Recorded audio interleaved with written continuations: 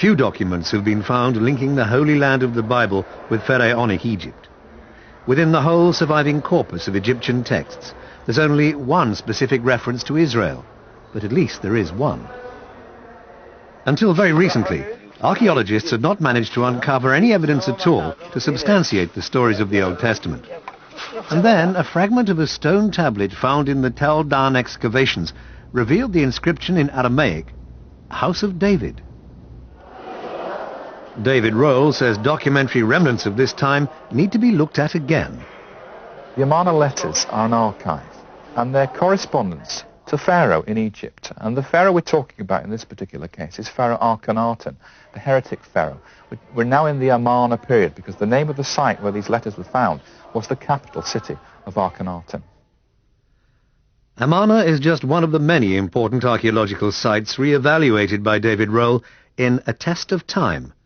His book offers a very different view of Israelite history, and to do that, he's taken a dramatically fresh approach to the study of ancient Egypt.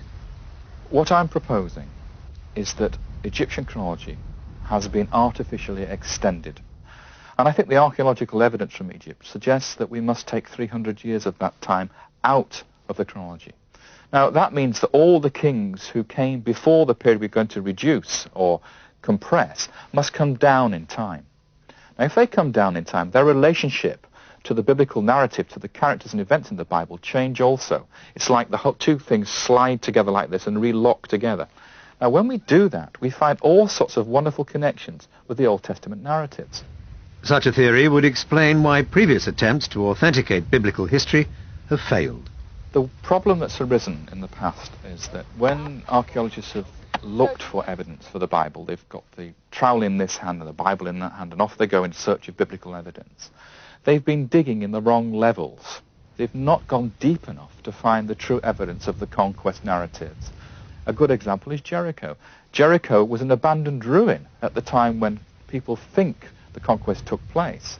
But if we go 300 years earlier, the time that I suggest that the conquest took place, we find a huge fortified city of Jericho, and the walls of that city fell down. As it says in the Bible.